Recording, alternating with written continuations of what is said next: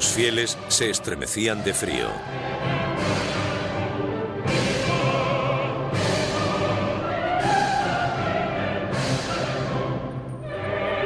Notre Dame resonaba con los sonidos de 400 músicos y cantantes.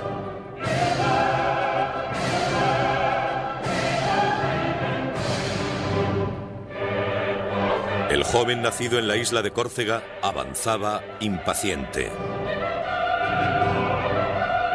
Napoleón Bonaparte, de 35 años, estaba a punto de ser coronado emperador de Francia. He encontrado la corona de Francia en el arroyo, dijo, y la he cogido.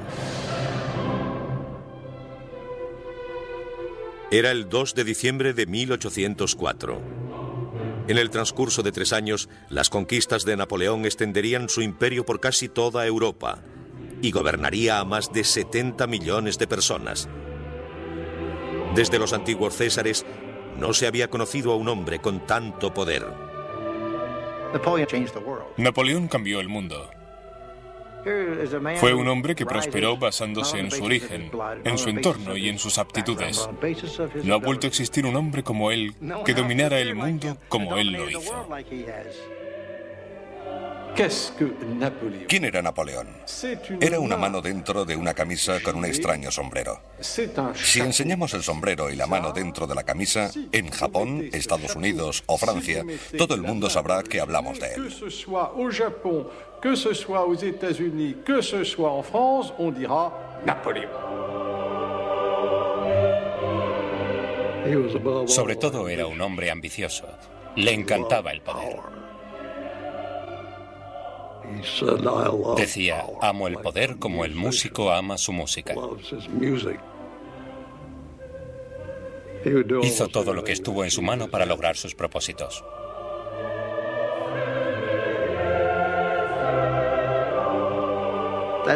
Fue un hombre que desde sus comienzos muy humildes alcanzó un gran poder. Y en cuestión de 2 días lo perdió todo. Es asombroso que prosperara tan rápido y que cayera igual de rápido.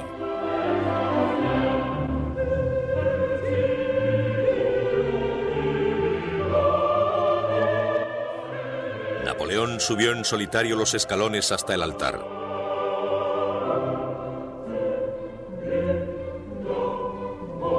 Tomó la corona con sus propias manos y la elevó.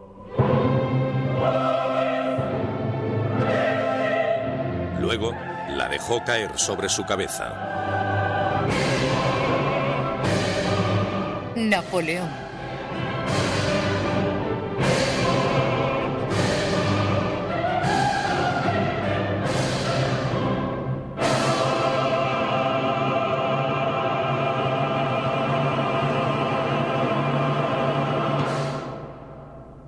Esa mañana le había dicho en voz baja a su hermano: si nuestro padre pudiera vernos ahora.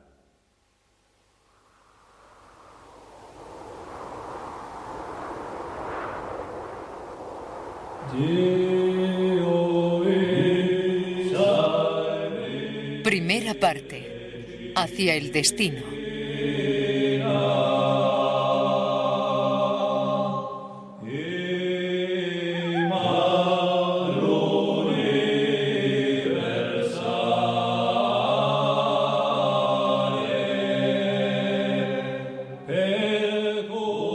En la primavera de 1760, Leticia y Carlo Buonaparte cruzaban las montañas que se extendían por el interior de la isla de Córcega. Eran patriotas corsos, decididos a rechazar al ejército francés que había invadido su diminuta isla. Los corsos eran solo 100.000 o 120.000 personas, en su mayoría campesinos o pastores. Tenían pocas armas de fuego, poca pólvora, y tenían que defenderse contra una población de 22 millones de franceses. En aquel momento, el país más avanzado de toda Europa.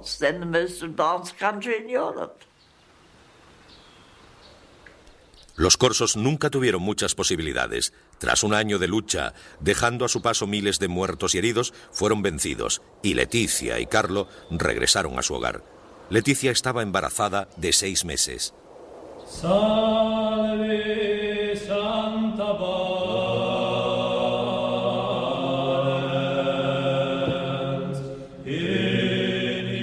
Ese verano Leticia celebraba la fiesta de la Asunción, cuando sintió los primeros dolores del parto.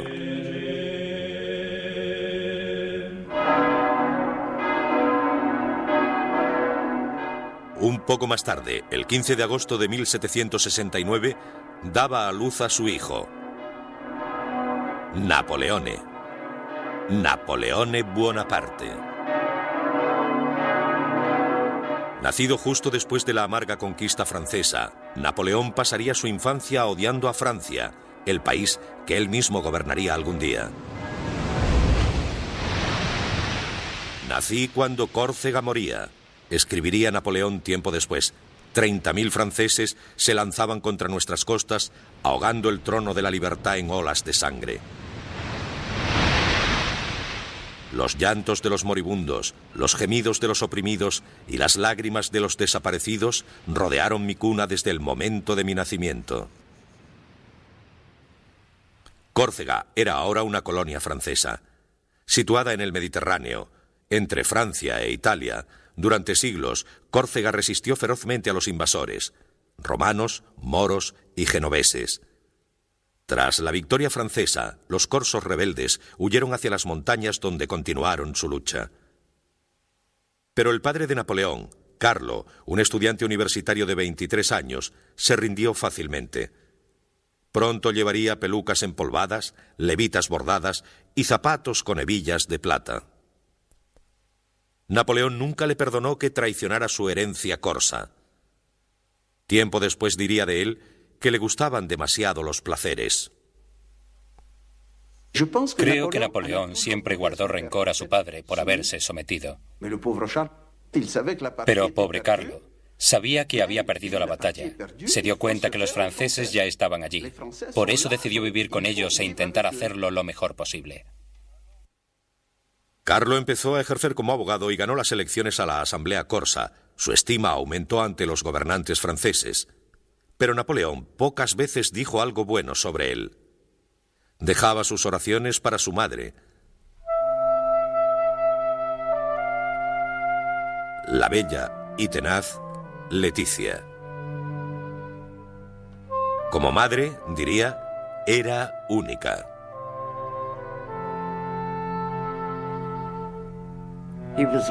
Estaba obsesionado con ella, fascinado. La adoraba como a nadie. Era una pequeña mujer decidida y dura de carácter. Estuvo embarazada 13 veces y le sobrevivieron 8 hijos. Napoleón decía que todo su éxito en la vida se debía al entrenamiento que recibió de su madre.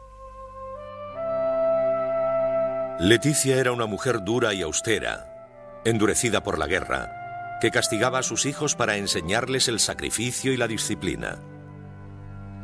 A veces me hacía irme a la cama sin cenar, recordaba Napoleón, como si no hubiera nada de comer en la casa. Teníamos que aprender a sufrir y que no lo viera nadie. Incluso su ternura era severa. Mi madre, qué hombre, decía Napoleón. Tenía la cabeza de un hombre en el cuerpo de una mujer.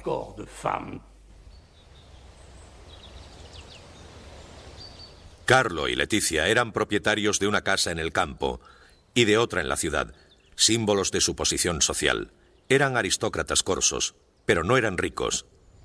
Con 8 hijos, lucharon por sobrevivir en una isla que se había ido empobreciendo durante siglos. La ambiciosa pareja creía que Córcega no tenía nada que ofrecerles a ellos o a sus hijos. Solo podría hacerlo un país, el país que había vencido al suyo, Francia.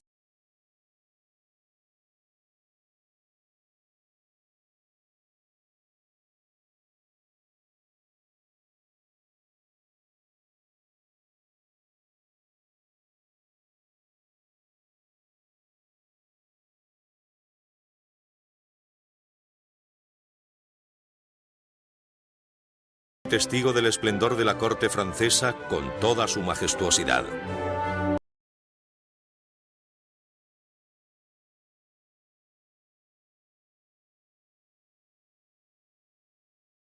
Francia era la envidia de Europa. Gran Bretaña, Austria, Prusia, España, ningún país estaba más poblado ni tenía más riqueza. Mientras América comenzaba sus experimentos con la democracia, Versalles daba testimonio del poder de los reyes. Carlo era solo un provinciano sobrecogido. Las muestras de descontento con el rey Luis XVI y los privilegios de la aristocracia no le preocupaban. Que la reina María Antonieta y una frívola corte estuvieran arruinando los valiosos recursos de Francia no hicieron que Carlo dejase de admirar los placeres de los que era testigo. Soñaba con que un día sus hijos serían nobles en aquella reluciente ciudadela de poder en la que él no tenía cabida. Durante años, Carlo había preparado un plan. En Versalles consiguió que se hiciera realidad. Logró una beca para Napoleón en un colegio de Francia. El padre de Napoleón fue un escalador social, con una gran ambición.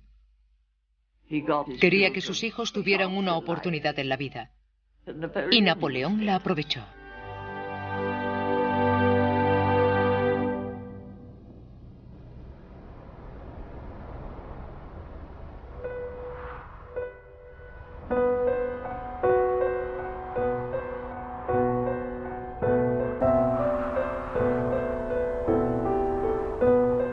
Napoleón pisó Francia por primera vez en el invierno de 1778. Un joven de 9 años, bajo de estatura y acostumbrado al calor del Mediterráneo, de repente se encontró solo en las llanuras azotadas por el viento del norte de Francia. Un becado en el colegio militar de Brienne-le-Château. Casi no sabía hablar francés. Durante los siguientes 5 años no tendría vacaciones ni visitaría su hogar. No quería a Francia. Se seguía viendo a sí mismo como un sujeto rencoroso hacia un rey extranjero. Él se veía como corso. Estaba rodeado de estudiantes, hijos de aristócratas franceses. No tenía nada que ver con ese pequeño extranjero.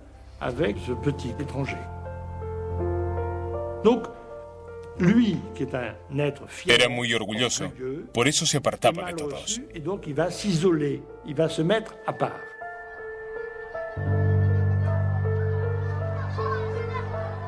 Sombrío, reservado e impopular, Napoleón respondió a sus compañeros de clase que se reían de su acento y su débil complexión con desafío. «Haré todo el daño que pueda a estos franceses», le dijo a un compañero. Napoleón se convirtió en un francófobo. Odiaba a Francia y a los franceses. Lo pasó muy mal hasta que lo olvidó todo.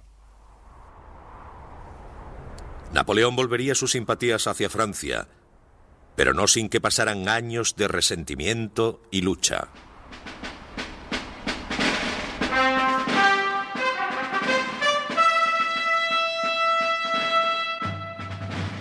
Tenía 15 años cuando fue admitido en la Real Academia Militar de París.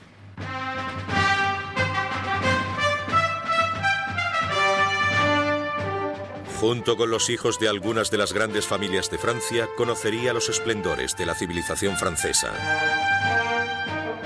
La Real Academia era más una escuela que convertía a los militares en caballeros que una simple academia militar. Fuimos espléndidamente alimentados y servidos, decía Bonaparte, tratados como si fuéramos oficiales de gran riqueza. El pobre adolescente corso se seguía sintiendo como un extranjero. Había entrado en un mundo de opulencia y lujo, pero solo le servía para encender su desprecio por los privilegios y esnobismos de la nobleza francesa. Un profesor lo describió como callado y solitario, claramente egoísta, orgulloso, ambicioso y que aspiraba a todo. Llegaría lejos, decían sus informes escolares, en circunstancias favorables. Empezó su aprendizaje como soldado cuando tenía 16 años.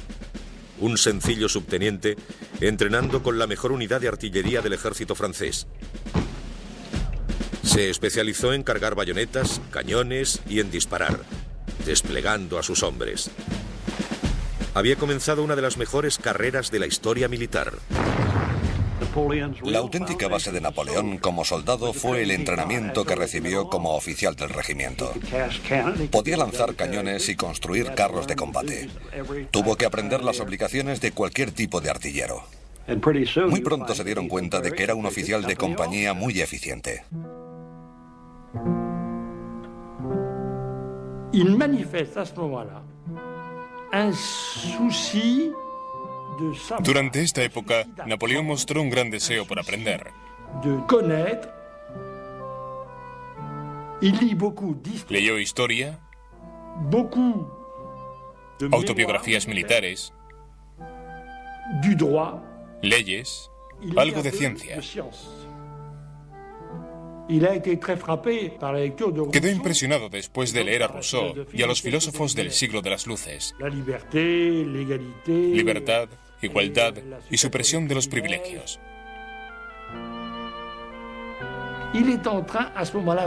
Estaba en proceso de encontrarse a sí mismo. Pero para un soldado nacido en Córcega, la promesa de libertad e igualdad era solo un sueño. Bonaparte sabía que no podría llegar a ningún lugar. Pensaba que el régimen no le dejaría alcanzar la posición con la que soñaba. Las mejores posiciones estaban reservadas para los nobles, mientras que Napoleón venía de la nobleza secundaria, de la gente pobre.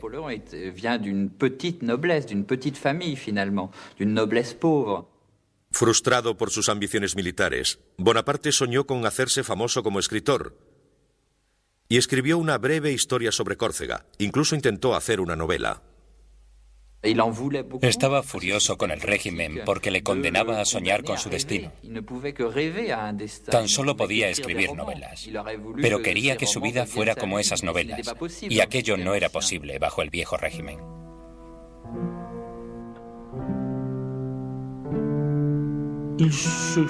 Sabía que era capaz de hacer grandes cosas.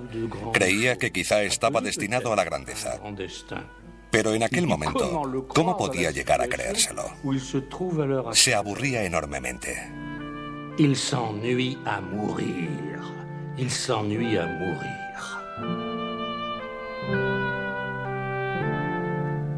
Siempre solo entre hombres, escribió Bonaparte. Llego a casa para soñar y para dedicarme con todas mis fuerzas a la melancolía. Mis pensamientos se detienen en la muerte. ¿Qué ira me conduce a desear mi propia destrucción?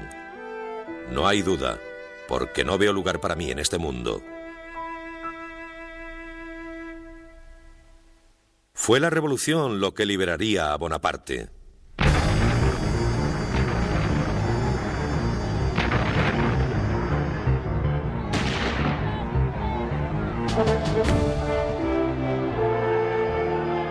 El 14 de julio de 1789, París estalló.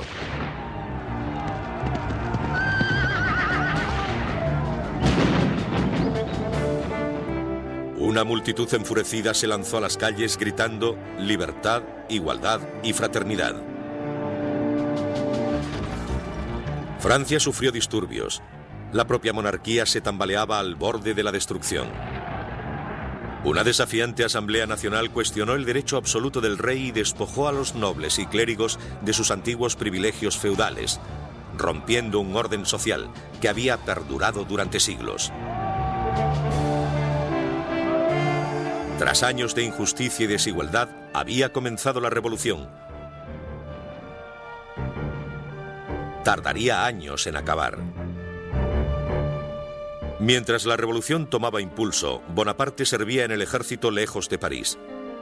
Desconfiaba de la multitud enfurecida, pero daba la bienvenida a los cambios que transformarían al país. Lo cierto es que él no fue un revolucionario antes de comenzar la revolución. Pero Bonaparte vio la revolución como una buena noticia. Tuvo un impacto casi religioso en él, porque de repente sintió que la revolución iba a abrir la sociedad francesa, que aboliría los privilegios y pondría fin a las jerarquías y al tipo de condescendencia que el propio Napoleón había sufrido en su juventud.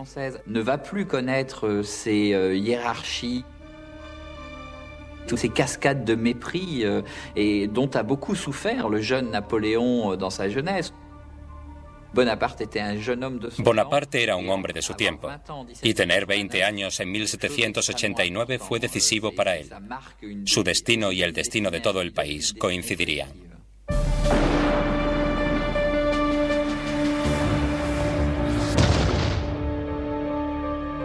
En el verano de 1792, Bonaparte se dirigió a París y fue testigo del fin de la monarquía francesa. En junio, una multitud asaltó el Palacio de las Tullerías y mostró al rey el gorro rojo de la Revolución.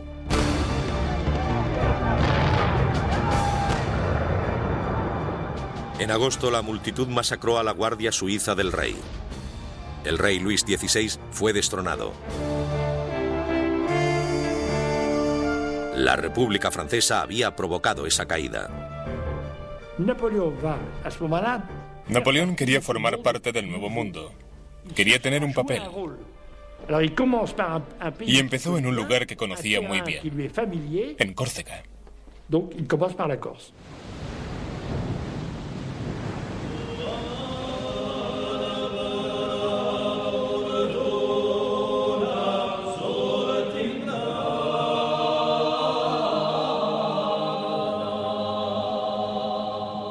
Bonaparte tenía 23 años, era un revolucionario idealista cuando abandonó el ejército francés y regresó a Córcega.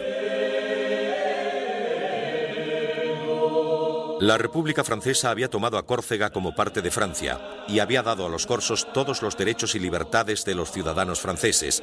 Bonaparte, un teniente de la Guardia Nacional de la isla, se lanzó a la política corsa. Pasquale Paoli era el gobernador de la isla. Paoli había sido el héroe de la infancia de Bonaparte, el líder de la guerra corsa contra Francia. Ahora Bonaparte soñaba con alcanzar el poder al lado de Paoli. Pero se decepcionaría amargamente. Paoli no confió en él. Un muchacho inexperto le llamó Paoli, un chico sin ninguna experiencia. El patriota corso pensó que Bonaparte era demasiado ambicioso, demasiado egocéntrico y favorable a la causa francesa.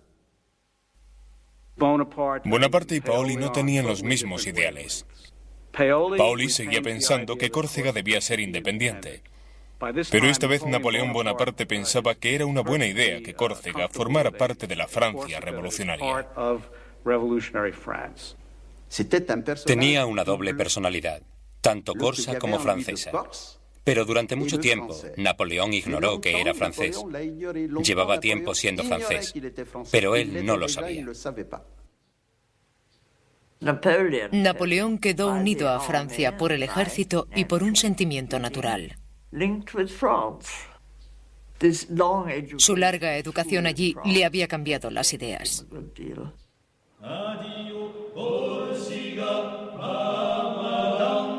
Napoleón no tardó en convertirse en el líder de la facción opositora a Paoli. La rivalidad entre los dos se extendió por toda la isla, intensificando la lucha política entre los dos hombres. Los partisanos de Paoli y los de Bonaparte estaban en guerra. Al final, Paoli demostró que era más fuerte.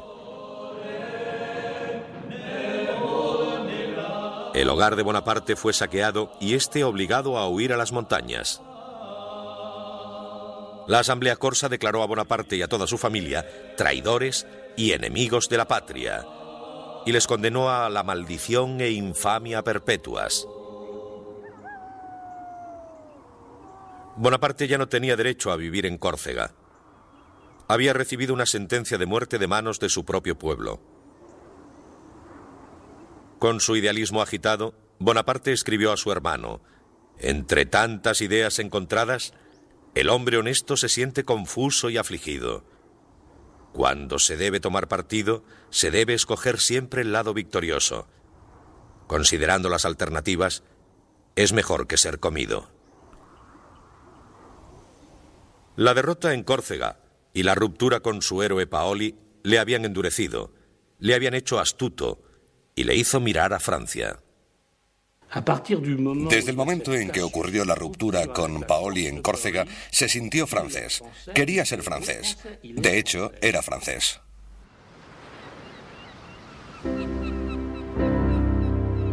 En junio de 1793 embarcó hacia Francia con su madre viuda, sus 3 hermanos y sus 3 hermanas, refugiados que llevaban con ellos todo lo que tenían en el mundo. Con 24 años, era desterrado para siempre de la tierra que le vio nacer. Fue un error. Se sintió muy frustrado. No pudo hacer lo que quería. Pero cuando abandonó Córcega, su ambición era tan grande que olvidó los objetivos que tenía trazados. Se tornaron en una ambición por controlar Francia, luego Europa y posiblemente el mundo. Su ambición le hizo olvidar las esperanzas y errores de su niñez.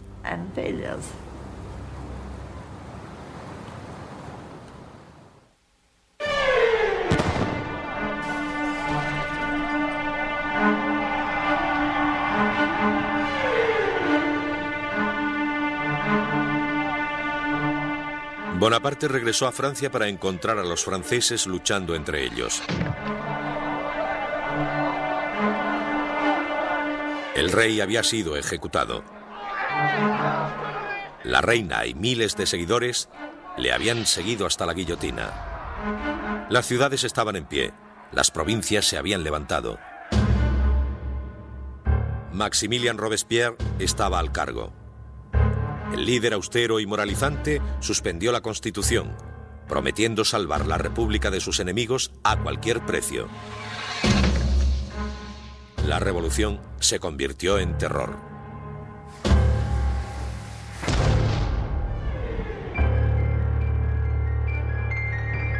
Desgarrada por la guerra civil, Francia estaba en lucha casi con toda Europa. Austria, España, Prusia y Gran Bretaña se empeñaron en destruir la nueva República Francesa, mientras que los radicales franceses prometían ayudar a todo aquel que se levantara contra sus legisladores.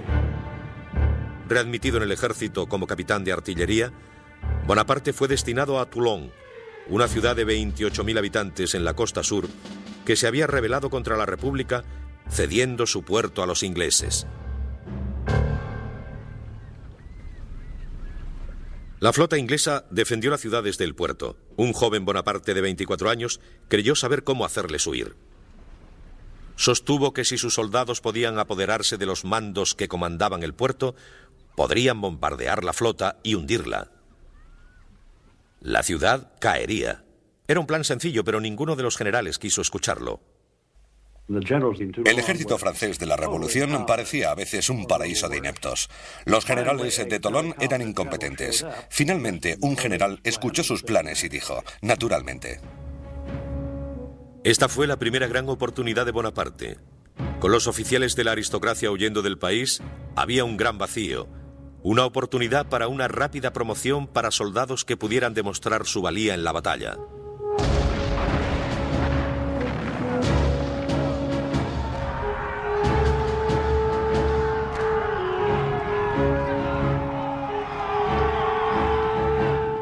Bonaparte luchó valientemente liderando a sus hombres en el asalto al fuerte que guardaba la cima, resultando herido en el muslo por una bayoneta enemiga. 10 barcos ardieron en llamas. Los ingleses huyeron. Toulon fue reconquistado y Bonaparte ascendió. En solo 3 meses, había ascendido de capitán a brigadier general.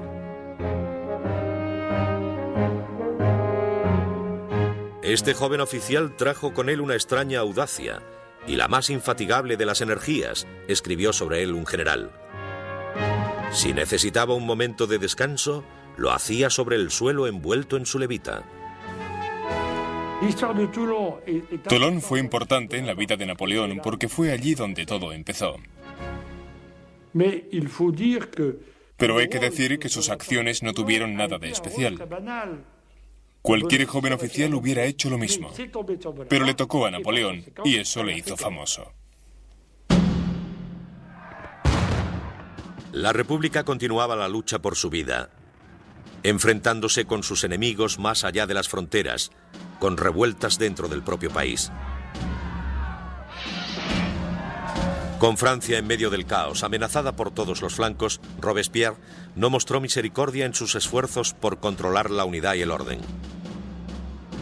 No se puede asegurar la libertad, dijo, a no ser que cortemos la cabeza a los criminales. Decidido a hacerse oír, Bonaparte escribió un tratado político apoyando a Robespierre. El joven soldado odiaba el terror, pero odiaba el caos aún más. Bonaparte era un hombre de orden. Para él, el orden tenía que servir a unos ideales, exactamente la misma idea que tenía Robespierre. Era necesario suspender las libertades en nombre de la libertad para salvaguardarla. Para salvar la República era necesario suspender las libertades individuales. En el verano de 1874 cayó el gobierno de Robespierre. Ahora les tocaba morir a los que habían sembrado el terror, incluido Robespierre.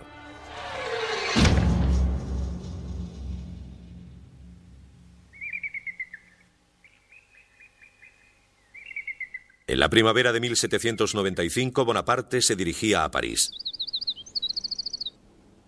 Ahora, como brigadier general, estaba decidido a llegar aún más alto.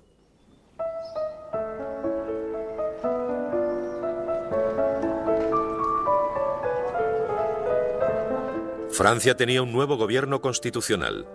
La guillotina, los disturbios callejeros, la guerra aún candente en la frontera, todo parecía olvidado.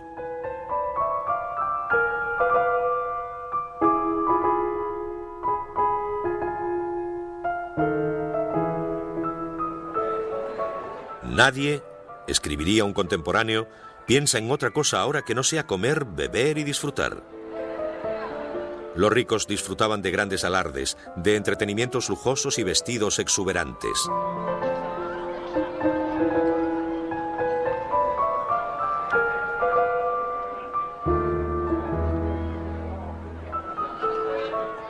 Bonaparte frecuentaba los salones donde las mujeres que dominaban la sociedad parisina salvaguardaban la corte. Las mujeres aquí, escribió a su hermano, son el centro de todo. En este lugar parecen llevar las riendas del gobierno. Pero no se relacionaban con él. Era un ambicioso soldado más.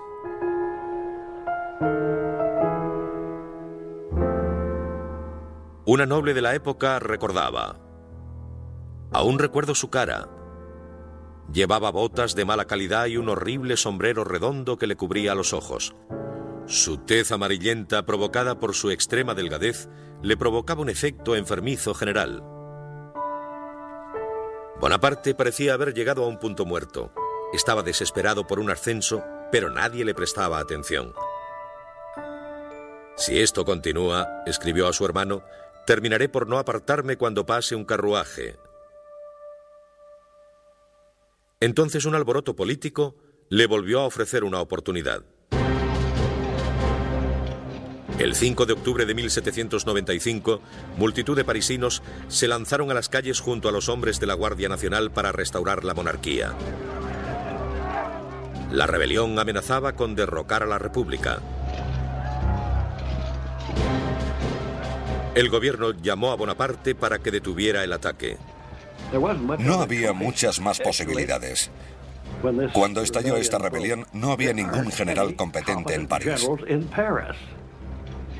Pero allí estaba el joven Bonaparte. Era un hombre de convicciones. Había que darle esa misión. Napoleón no iba a ser discreto. Usaría todas las armas a su alcance.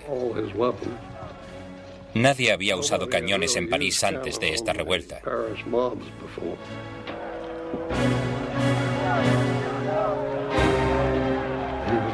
Estaba dispuesto a disparar.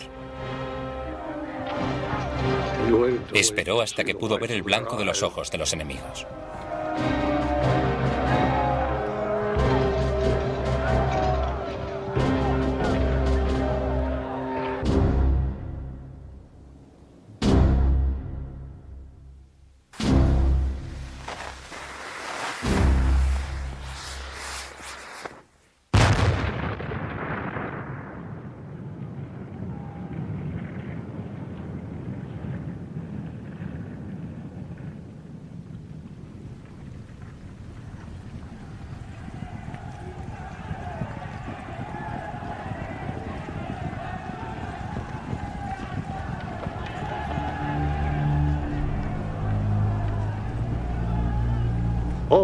Todo terminó casi con un solo cañonazo. Probablemente mató a cientos de personas. No era un hombre muy famoso en las bases, pero después de aquello se convirtió en el hombre de las calles de París. Bonaparte escribió a su hermano: "El enemigo nos atacó. Matamos a muchos de ellos. Ahora todo está en calma. No puedo sentirme mejor".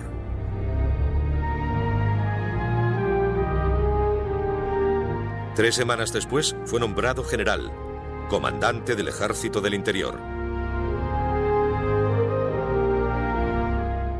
Tenía 26 años.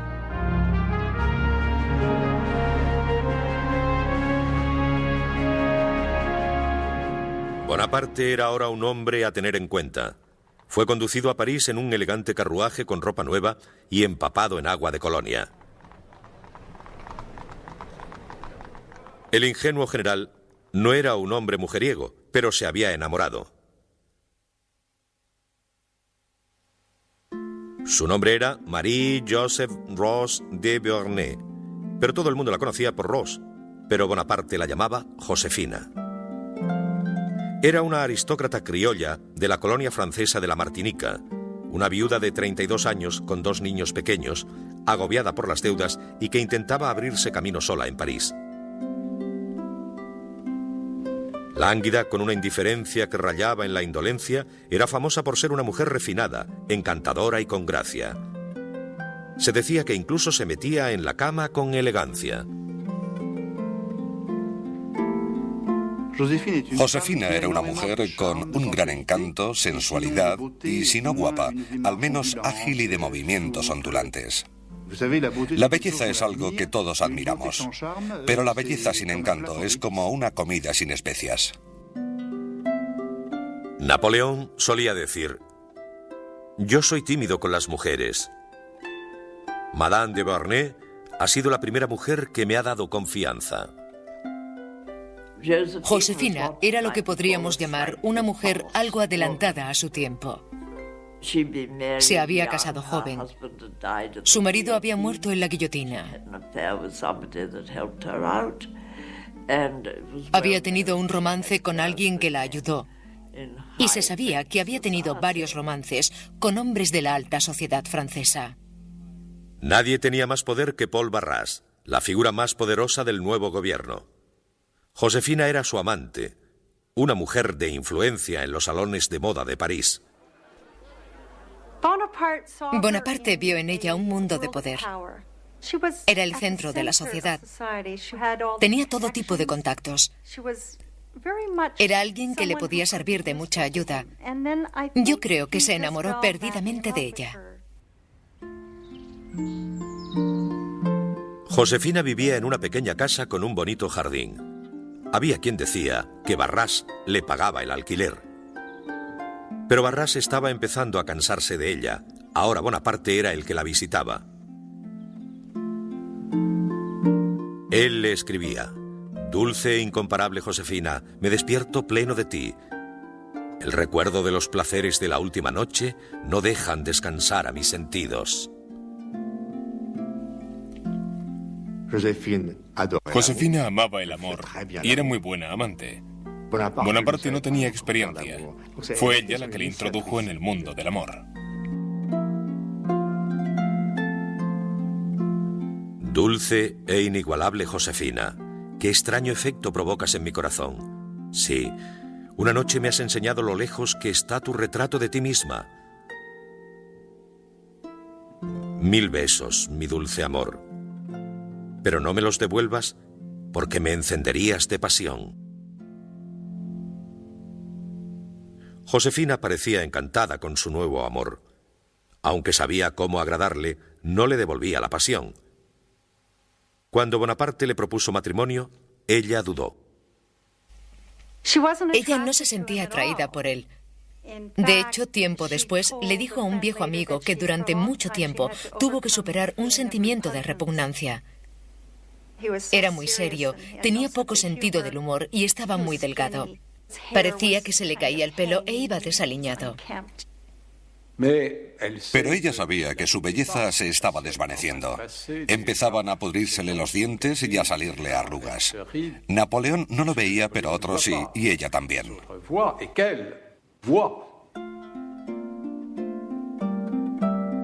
Su aspecto decaía y sus dudas se amontonaban. Necesitaba un protector.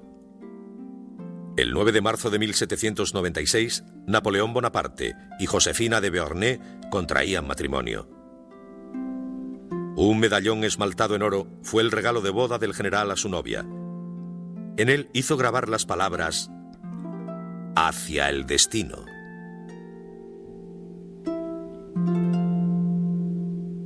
La luna de miel duró 2 días.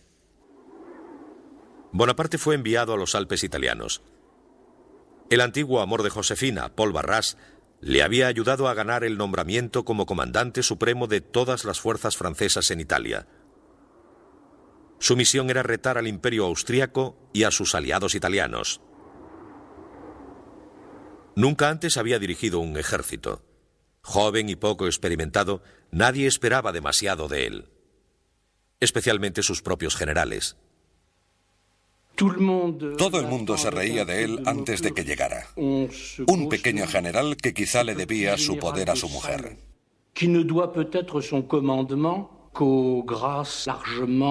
Entonces llegó él, y al momento, los veteranos que se habían reído de él entendieron perfectamente que él estaba al cargo de todo.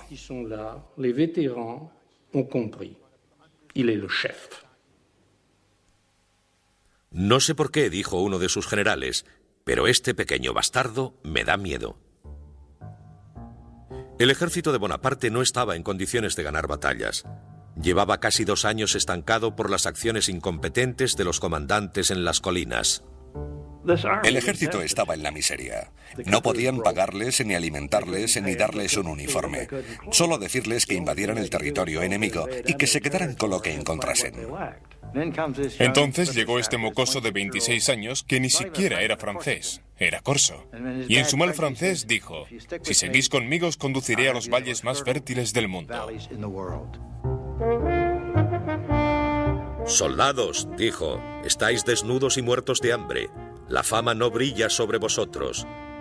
Yo os guiaré hasta las llanuras más fértiles del mundo.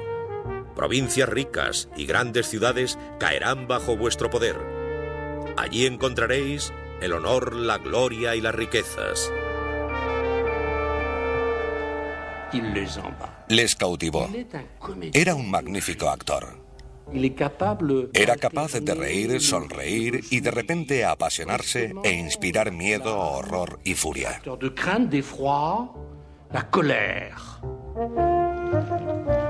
El 2 de abril de 1796, Bonaparte marchó con su ejército. Eran menores en número, 38.000 franceses enfrentados a 38.000 austriacos y sus aliados, 25.000 piamonteses. Bonaparte planeó aislar a los austriacos de los piamonteses y luego conquistarles por separado. Primero, atacaría al Piamonte. La idea de Napoleón fue siempre intentar ser superior en número en cualquier lugar. Por eso intentó dividir a sus enemigos para compensar la falta de hombres en su ejército.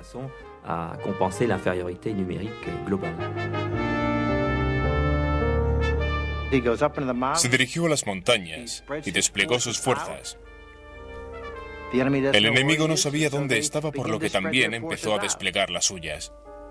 En el último momento, concentró rápidamente sus fuerzas, consiguió la superioridad numérica necesaria y les aplastó. Fue veloz. El ejército de Napoleón podía caminar 45 kilómetros diarios. A los piamonteses les costaba llegar a los 4 o 5 al día. Napoleón dijo que no había nada de teoría en la guerra. Hay que hacer lo que hay que hacer y hacerlo rápido. Sorprender al enemigo y dejarle atónito si se puede. Moverse rápidamente y ser cruel con él. En solo 2 semanas ganó 6 batallas. Hizo miles de prisioneros y acabó con el ejército piamontés. Uno de los oficiales piamonteses se quejaría después. Enviaron a un loco que atacaba a derecha e izquierda, por detrás y por delante. Es una forma intolerable de hacer la guerra. El 26 de abril, el Piamonte se rindió. Bonaparte pidió oro y plata y pagó a sus tropas el primer dinero auténtico que veían en muchos años. «Soldados», dijo, «os lo agradecemos». Mientras Bonaparte lideraba a sus soldados hacia la batalla, nunca dejaba de pensar en Josefina, escribiendo carta tras carta a diario.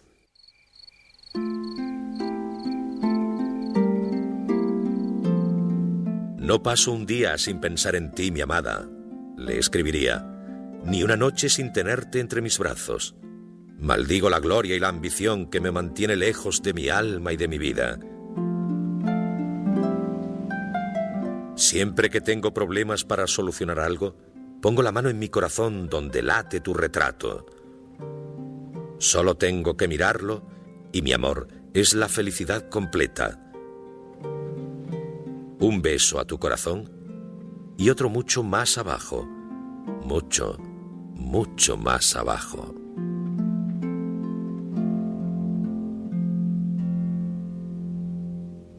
Josefina a veces leía las cartas en alto a sus amigos. Bonaparte les decía, «es tan divertido».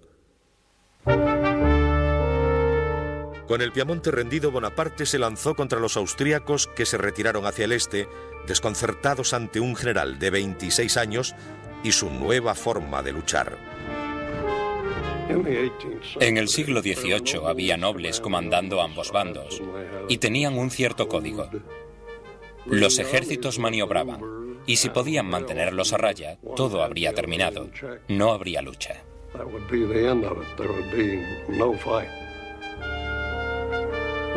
Napoleón fue de alguna manera el primer general moderno. No se acomodó a esos viejos excéntricos del otro bando.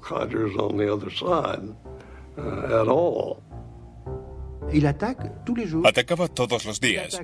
Atacaba cuando nevaba, por la noche, cuando hacía frío. No era la manera habitual. Buscaba al enemigo, luchaba con él, y cuando parecía que iba a parar, seguía. Al día siguiente volvía a luchar. Le sorprendía.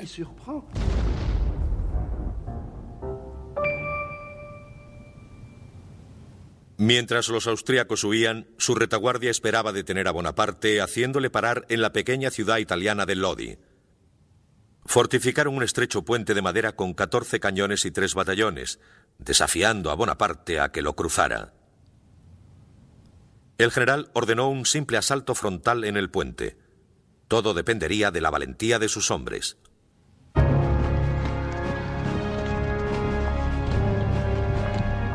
Se había ganado su admiración con su rápida sucesión de victorias.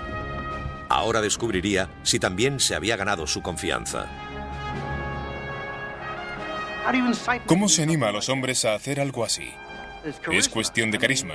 Tenía una tremenda presencia. Napoleón era un maestro a la hora de motivar a sus soldados.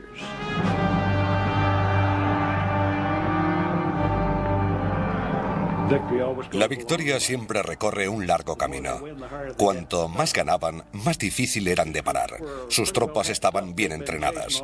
Llevaban acosando a los austriacos durante semanas y seguían haciéndolo.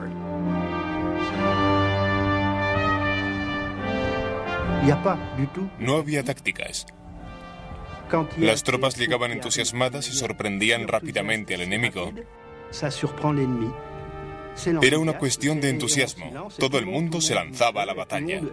Todos se arriesgaban hasta la muerte.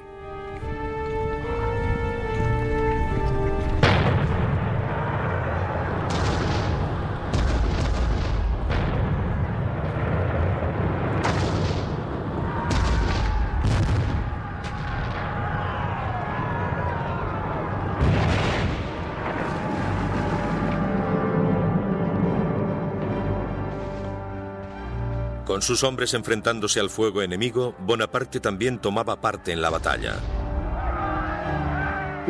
Él se encargaba del cañón, que era un trabajo físico, pero siempre estaba de pie con ellos.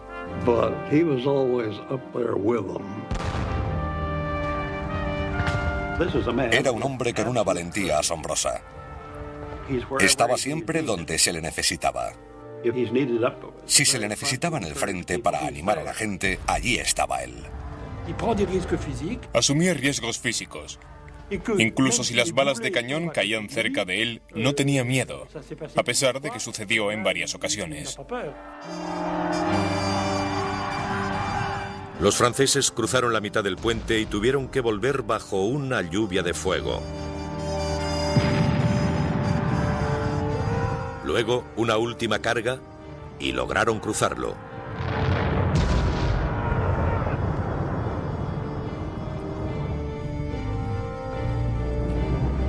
Las armas austriacas quedaron en silencio. Pensaron que estarían a salvo bajo el puente y de repente los franceses lo cruzaron y derrotaron a los pocos que quedaban vivos. Fue una operación espectacular. No fue una gran batalla. Las bajas no fueron demasiadas, pero había impuesto su deseo a sus propios hombres y al enemigo. No fue una gran victoria. De hecho, el ejército austriaco escapó. Pero Bonaparte se había ganado el respeto y la devoción de sus hombres. Salió de allí sudoroso, mugriento y cubierto de pólvora. A las tropas les gustó aquello. Empezaron a llamarle el pequeño jefe. Se identificaba con ellos. Era de los suyos.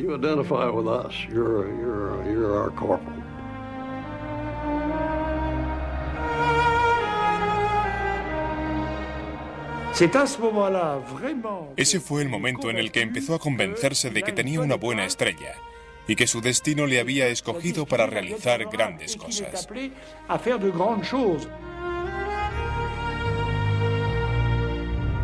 Todavía no han visto nada, dijo Bonaparte a uno de sus generales. En esta época, nadie tiene la más ligera concepción de lo que es la grandeza. Me corresponde a mí darles ejemplo. Algo ocurrió en aquel momento, algo quizá inexplicable. Fue como un destello.